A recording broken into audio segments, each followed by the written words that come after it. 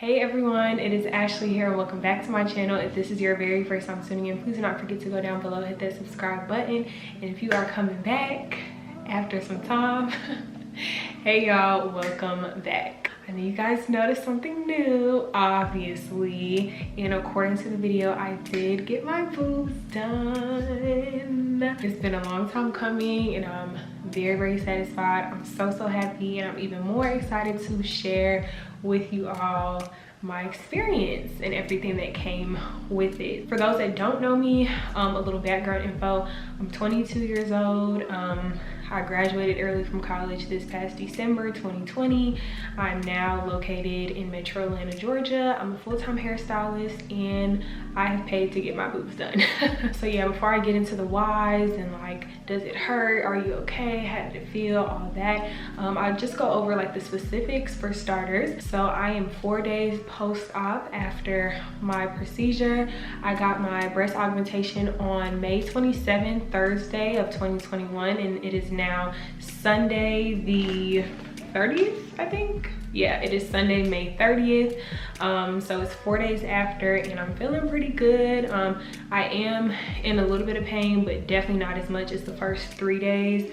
And I'll get into the feeling that I felt then. I did get my procedure done here in Atlanta, Georgia, in Buckhead specifically. I went to Buckhead Plastic Surgery, that is a location, and my surgeon was Dr. Larsen.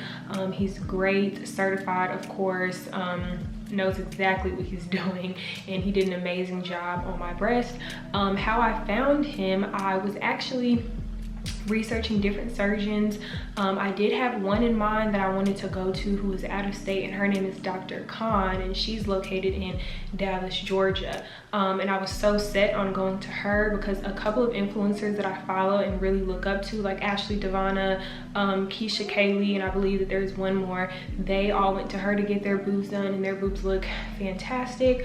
So I definitely trusted their opinion, their experience, and then also following Dr. Khan on Instagram and like seeing all her posts, like her work is top tier. But then I just took into consideration like travel costs and having to stay there for like a week or so and things like that, and I didn't really want to put that burden on myself of paying for the surgery and then also paying for my flight, my mom's flight, because obviously I had to have a caretaker, and then staying there, having to stay there to go back for like post-op and things like that. So I found the surgeon in Buckhead through another YouTuber. Her name is Malibu Darby. She is also another African-American woman, and like I definitely trust us more than anybody because, you know, a lot of people that get plastic surgery are more so like of another color, which really isn't like, that's just common. But lately we have been seeing like more women of color getting plastic surgery, which I do appreciate. But being that I am so young, I really wanted to get insight from somebody else who was also African-American and also young as well, and went to the same surgeon. So she actually, which I'll link her video down below, but she actually got a lift and an augmentation. I didn't need a lift, I just wanted implants, the augmentation only. So I did, you know, watch her video, and I also watched her 1 month update, and I think she had a 3-month update or a 6-month, I'm not sure. But yeah, everything's on her channel. So she sounded very like knowledgeable. She knew what she was talking about. Her experience with the doctor's office and everything was great, so she said, and the doctor as well. So I'm like, okay, let me give it a try. When it comes to getting any procedure done, obviously a consultation is required. So I went ahead and I called, or first of all, before I even like called or anything, I went online first. So I checked online. I looked up other YouTube videos to see like, are they like legit, you know, because I wanted to make sure. So I went online, looked at other videos. I don't think that there's anybody else that, any like other YouTuber or vlogger, influencer who's went to Dr. Larsen. It's more so just been like clients of his who he's posted like on their personal YouTube channel. So there was only one video that I went by. So yeah, I was definitely taking a risk going to this doctor, being that there wasn't anybody else that had like an experience from him that actually posted it on their channel. Yeah, so I researched on YouTube, online, follow them on Instagram, everything. I literally fact checked everything about the doctor, their staff, like all of that. I just wanted to make sure I was in good hands. The pricing, the location, everything. So Dr. Larsen started at $6,500 for his breast augmentations. I'm not sure about the pricing for like anything else he does, but he does do other procedures like breast lifts, lipo. I believe he does BBLs, I'm not too sure, but I believe that he is like well-rounded in everything, but he definitely specializes in breast augmentations. So, you know, seeing that he started at $6,500, that wasn't bad. I compared that price to Dr. Khan, the original surgeon I was going to go with in Dallas. I don't believe that she had a starting price on her website, but from the other influencers that I researched prior to, I believe they paid like in the same range.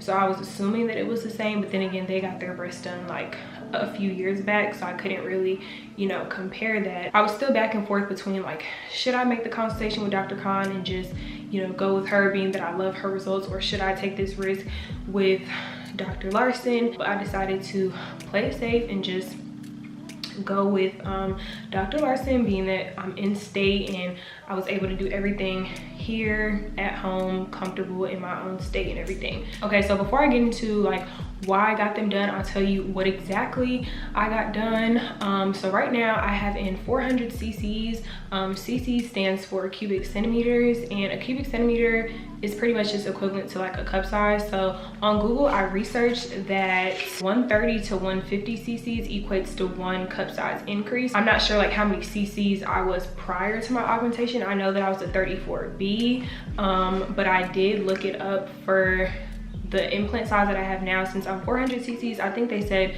between 325 to like 450 cc's. It ranges in like full size C or double D. So I have yet to get like measured, obviously, since they're still very fresh and I still have to wait for them to drop. And it takes like 3 to 6 months for that. So I probably won't get my bra size measured until like later in August or so, since I'm still wearing my my training support bras right now. So yeah, I got 400 cc's. When I went in for my consultation, they gave me like a range according to like my size, my height, my body shape, and my desired look. So I got a range from 350 to 450 cc's, and I was able to try on both implants. I was able to feel them out. They actually gave me like a training bra to put on, and then they put the implants inside of the training bra, and then they gave me a tank top to put on over that. So I was able to really like see how they would look and feel. Let me start it. Do you see the little red button on that side or something like? Yes. Because I did forget to hit it. I was just kind of like, okay. So these are the 450s and these are the 350s, right? Correct. Yes. Okay.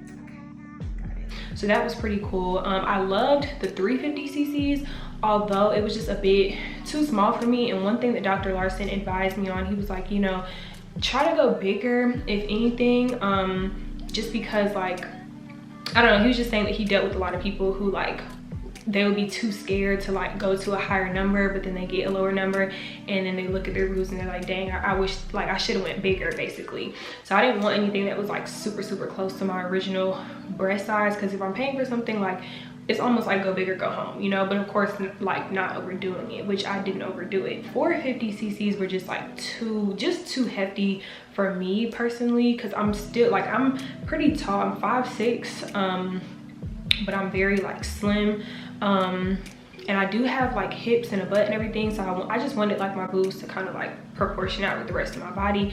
And then being that I'm in the gym and I'm like toning up and everything, I just wanted everything to just like proportion out the same way. Well, I left undecided. I did tell them 400 cc's when I did leave my consultation, but I was stuck between 375 cc's and 400s. Reason being, another influencer that I follow, Raven Elise, she's also located in Texas, but she got hers done in Austin. But she got 375 cc's, and her body shape is very similar to mine, although she's like really skinny and she's a bit taller, but 375s on her looked really good. So I was like, okay, I think I can do 375s. Like I don't want anything that's gonna be like drastic. But then I ran across a lot of women who had 400 cc's and theirs looked not even that much off from 375. So when I went back in for my pre-op, which is where they tell you, they advise you, like, you know, everything to do pre-surgery, night before, and post-surgery. That's when I asked again, like, you know, what is the big difference between 375 and 400s? And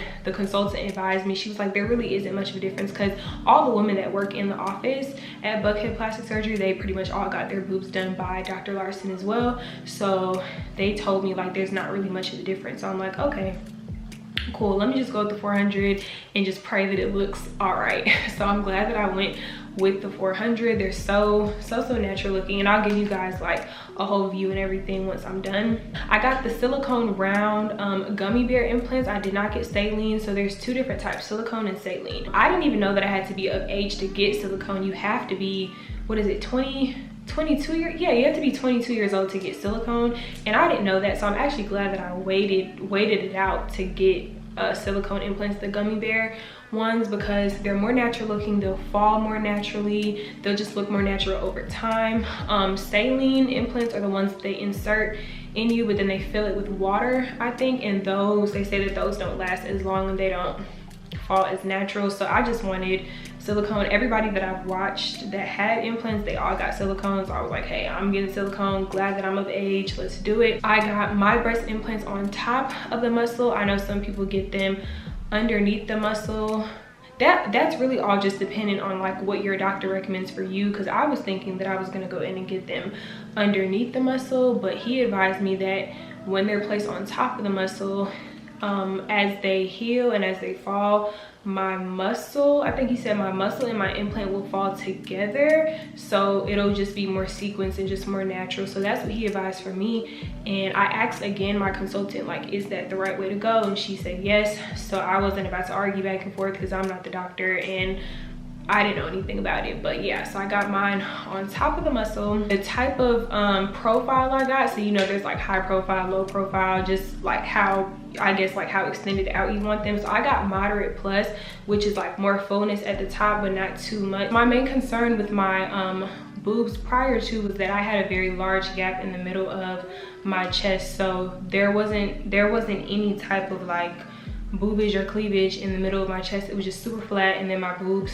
fell to the side. So I had more side boob action than I did, you know, profile up here or in the middle at all. So when I went in for my consultation and he asked me, you know, like, what are we doing? What do you want? What is your desired look? I didn't even like show him pictures. I did have like some pictures that I pinned on Pinterest thinking that that was gonna be like my matchmaker, but honestly, like, it's really just up to like how your current boobs look, your measurements, everything I was saying about like height and like everything like that. So he just kind of knew. He was like, okay, I see that there's like barely anything right here, so we're gonna give you more fullness around this area. And then I told him that like I loved how my natural boobs looked whenever I had like a push-up bra on, so like how they came like in and up, being that I had a lot of like side boobage, I wanted it to be more so like in and up. So he was like, okay, so we're gonna give you some more fullness on the top as well. But then he also told me that, like, don't think that just because you get implants, like the structure of your boobs are gonna change, because they're not. Like, they're gonna follow your natural boobs. So like, since my natural boobs went out, like where my nipples are, or where they were originally, they're still in the same place, but they're even like more stretched out, if you get what I mean, being that the implants like stretched it out. Basically, it's not a bad thing, but he just told me like they're gonna follow the wave of your natural breast. So like, for example, like my nipple areas are like over here, versus, you know, some women whose nipples are like straight on, but mine are like over this way. They don't look bad at all, they look perfect, but he was just letting me know, you know. Also, my incisions were placed to the side, underneath my boob, to the side by where my armpit is, and I can actually show you guys where they're placed. Don't freak out, like, they're just stitches, but don't freak out. Real quick, before I do show you guys, the first day that I got my surgery, I had on like a wrap, right? So they wrapped me up, so I wasn't able to like see what my boobs looked like until day 2, once I went back to the doctor's office and I got the wrap taken off and I got my training bra put on. So the first day when I had the wrap on, like, I was definitely in discomfort the first 3 days, period. But the first day was definitely the worst. So when I did have that wrap on, that bandage on, it was a little bit too tight on my right side, so it left like a couple of blisters. but it's fine. Like, I'm just gonna put Aquaphor on it and everything, but the stitches itself, I'm not sure if they were stitches or, I'm pretty sure they had to be stitches like where my incisions are, but the incisions, I feel like they're gonna heal really, really well. Like, they look really, really great. So let me show you guys. So this is where my incision is, under one. Blisters first, so that's my blisters. It's not that terrible though, trust me, like, it's really not that bad. This one didn't even pop yet, but this one is popped, and I've just been putting Aquaphor on it. And then this is where my other incision is. So, and you can see like the fullness. I don't even want to show too much because YouTube be doing a lot, but it's literally full. Like, it's just so full and it's so natural. Like, side profile looks great. It's not too much. I've been wanting my breasts done since I was in 9th grade. I don't remember how old I was in 9th grade, but that was when I first got to high school. And you know, that's when I really started like dressing myself. Like, that's when I was like, okay, I'm about to wear makeup and wear synthetic wigs. So I was really like becoming Ashley. Like, I was getting into myself, and I was just loving on me, and I was just loving like everything about me, just experimenting different things in myself. And like, I just remember like all the clothes that I wanted to wear, like the cute little tops and crop tops. Like, I just felt like I didn't have like enough to fill it out. And granted, you know, I was young, so I'm like, oh, it's fine. Like, I'll just wait till like later on in high school or like college, wait till it fills out a little bit. Because I was thinking to myself, you know, I'm still young. Like, I'm gonna, like, even though I'm going through puberty, like, it's still gonna hit harder later on. So I waited it out. And granted, like, I always had thoughts about it, but never like to the extent of like actually wanting to get them done. The thoughts started to reoccur like hard once I got to college. And I think it was it my junior year? Yeah, I think it was like the top of my junior year of college. I was like, okay, like, I'm in college now. Like, this is where people pop out and, you know, like, go out with their friends and like get real cute and everything. And granted, like, trust me, I've always loved my body, and I love my body before the implants, love my body now. I just love them. I just love it even more now because I feel more like confident, and you know, I can fill out my tops the way that I want to, and I have this certain image that I always imagined in my head, and now I am she and she is me. And like, that just fulfills me, you know. That makes me happy because this is something that I've always wanted for Ashley, you know. Like, I've always been beautiful, and I've always like posted up on the gram like that. Like, my breasts have never stopped me from like moving the way I move, and you know, showing that confidence, and you know, inspiring others. Like, that's never stopped me from doing that. But like, I just know that this is a personal decision that I've always wanted to make for myself, going into my adulthood. So I talked to a few friends about it. I think I had mentioned it to my mom, like, even at one point, and her thing was, you know, just wait till after you have kids. Like, I know that's like the big thing that everybody would say, just wait till after you have kids, because they'll grow once you start to breastfeed and XYZ and da. But then I heard stories about once you start to breastfeed and you finish breastfeeding, they're gonna like shrivel up and shrink, and then you're not gonna have no boobs anymore. So for each woman it's different, you know. And like, I didn't want to wait out my 20s on having kids. Like, does that make sense? Like, I know that is like a desire of mine to get married and to have children, and you know, multiple at that. But like, I didn't want to, in a sense, like, waste my 20s on something that I really desired to have, just to wait to have kids and hope for a good breast size. Like, I just feel like that was pointless. Like, I'm young, and like, I'm single, like, I'm living my life, I'm traveling, like, I'm really into like beauty and like starting to get into fashion a little bit, and like, this is just something that I feel like this was the perfect time to do now. When I talked to a few friends about it, they were like, you don't need it. Like, little boobs are so nice. Like, all my friends that have like bigger boobs, they're like, you can take some of mine. And I'm like, well, I would gladly take them, like, if I could, you know. But like, they would always say like, oh, little titties are just so amazing. Like, don't get big boobs. Like, you're gonna be sweating and they're gonna hurt and they're gonna be heavy and da da da. And I'm like, y'all, like, I don't want super big breasts. I literally just want like everlasting cleavage. Like, that's what I want, you know. Granted, implants aren't everlasting, but I just want cleavage that I don't have to work for, you know. Once I left school, I started researching, I think February, like mid-February, beginning of March is when I was like, okay, let me look into this, because I've always said I wanted my breast done, but I didn't know anything about it. So I didn't even put myself in the position to get to know about it, because I didn't want to like freak myself out, you know, or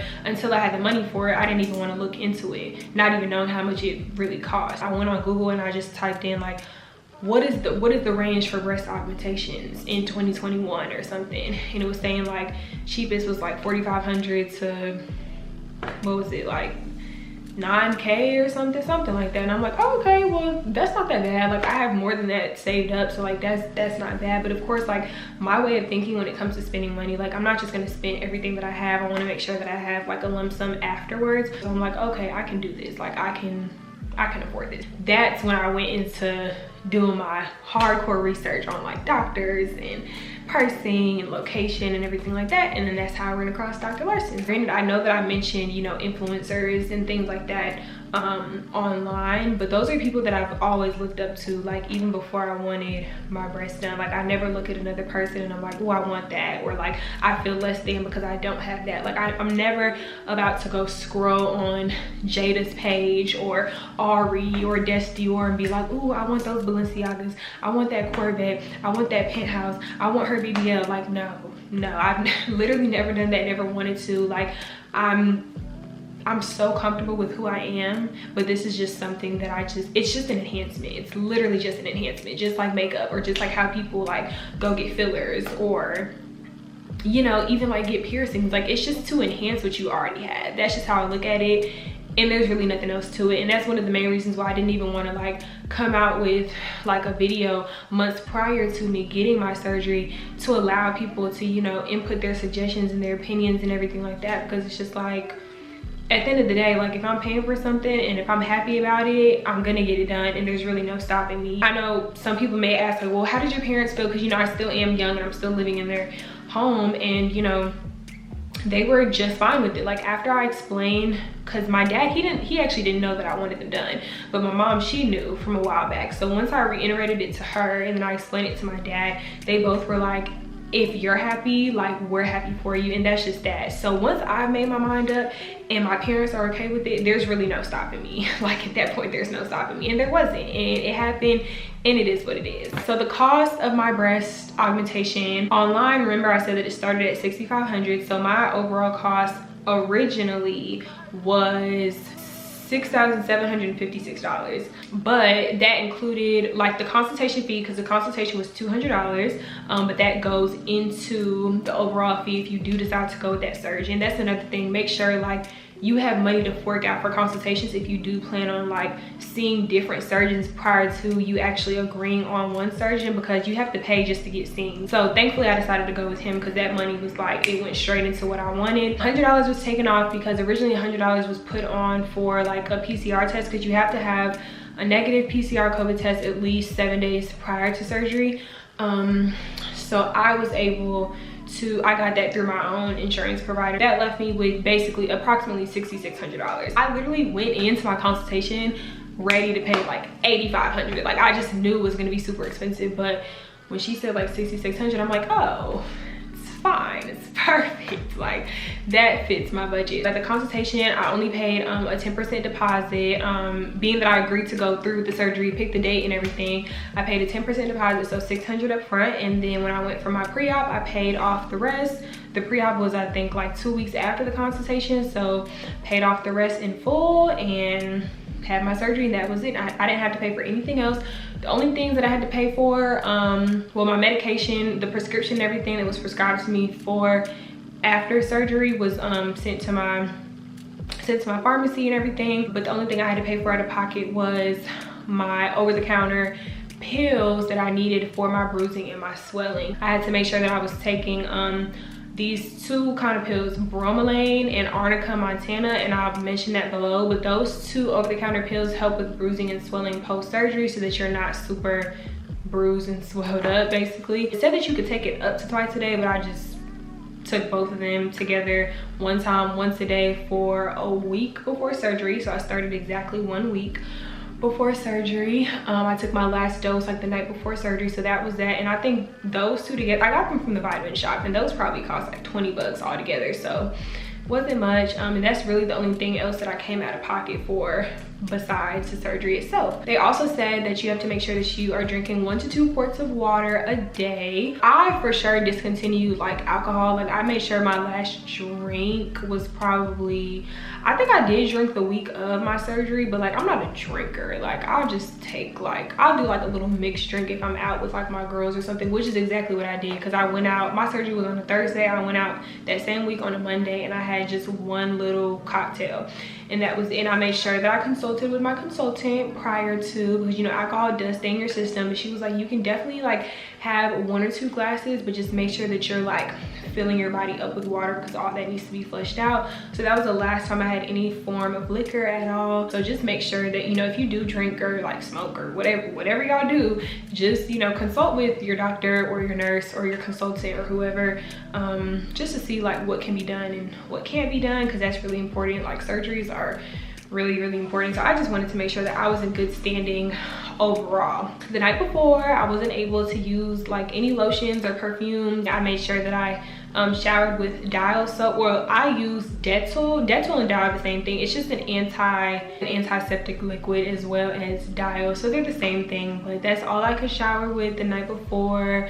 and I could not eat anything or drink anything past midnight, and that included like gum, coffee, water even, and I'll be drinking water through the night. So I had to make sure I took my last full bottle of water at like 11:30 p.m. the night before. Post-surgery, a few of the recommendations that they said for me, obviously like I could not take that bandage off until I went back the second day, so I could not mess with that. I was able to shower on day 2, so the day that I went back to the doctor's office to get my bandage off, I was able to shower when I came back home. They told me that I have to, you know, keep this bra on for, I think she said a month or 2 months, I believe. Granted, like I'm gonna be traveling and stuff next month, June, so like I can take it off, but like I just have to make sure that I keep my breasts supported. Like that's the only thing. I don't plan on like getting in water or anything like that, but I just have to make sure that I keep my breast supported with this. And this doesn't have any padding in it. This is actually a bra that I bought myself, but the bra that she gave me was just a nude bra, which you guys probably will see in this clip. I might insert this clip right here, and that's just called a Kubi bra. She said that I can get it from Target, but I went to Target and I didn't see the Kubi bra, so I just got this, and I believe this is like Jennings or Jennifer, I don't know. I'll put everything that I'm saying, I'll put it in the description box down below, but it's pretty much the same thing. These are just a little bit thinner straps, but they don't have like a broad bracket on the back. It's just like straight around tube top kind of thing. I took out the padding and, you know, full support. At nighttime, that's the only time that I don't wear this. I just kind of let my boobs like breathe or whatever. What else? Oh, making sure that I stay completely hydrated after surgery, so 8 to 10 glasses of water a day, and also drinking Gatorade to keep my electrolytes flowing. So I have like literally I have a mini fridge in my room, and it's stocked with water and Gatorade. Oh yeah, the pain level, the pain was definitely like painful for the first 3 days. Like it just felt heavy initially. Waking up from surgery, honestly, okay, waking up from surgery wasn't that bad. Like when I first woke up, I was definitely in a daze because I was just now coming off the anesthesia. So I kind of just, I think I just heard my name. My nurse was like, Ashley, and I just woke up and I was like, hey, like, and I looked down. I thought that I was gonna see my boobs, but I had the bandage on, so I was like, oh, I can't see them. So I was just like, okay, like, is anybody gonna call my mom? Like, I was kind of just ready to like get up. And then she was like, how are you feeling? And I was like, I'm feeling fine. And then, because you know, you have to bring your prescription there with you the day of. Yeah, I didn't feel like I needed my medicine, but it was like 5 minutes later, I said, okay, I'm ready to take my prescription. So I took that and I felt a bit better. I think I only cried like the first day with the pain. Like the pain was only like extravagant on the very first day. Second and third day, it was still like killer, but it wasn't as bad. First day was definitely 10 out of 10. I'm really grateful for the fact that I'm feeling good on day 4 and that everything was good. So I will show you guys my profile from all angles so that y'all can see. These are my boobies. Very natural. This is the side profile. This is the other side profile.